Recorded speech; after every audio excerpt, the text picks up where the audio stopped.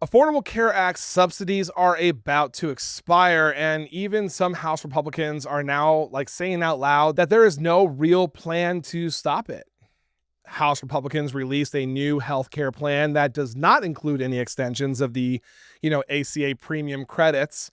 Those credits help more than 20 million people pay for their health insurance. Without congressional action, they end at the end of this year. People are treating this like it's a theoretical problem, but let me tell you, this is not a theoretical problem.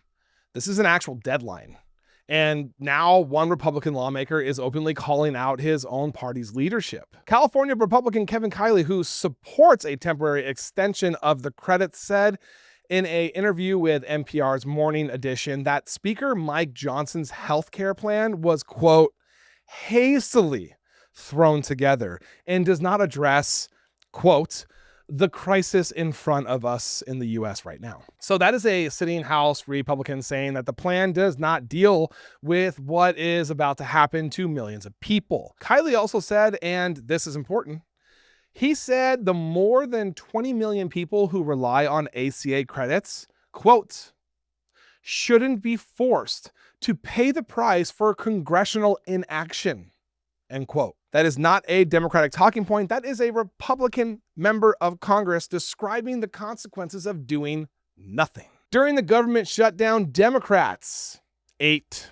what I want to call selfish, non-thinking Democrats basically screwed every single person that needs the ACA, subsidies. And here's the thing about every single one of those 8 representatives. Not a single one of them is up for re-election. They're either retiring or stepping down.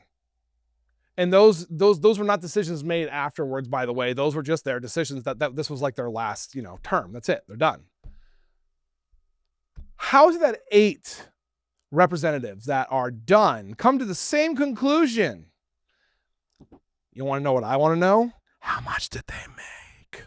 Sorry, now we're getting into conspiracy theories, and I'm not going to do that. My bad. Never mind. Sure. But these Democrats agreed to reopen the government after being promised a vote to extend these subsidies. Well, guess what? That vote happened.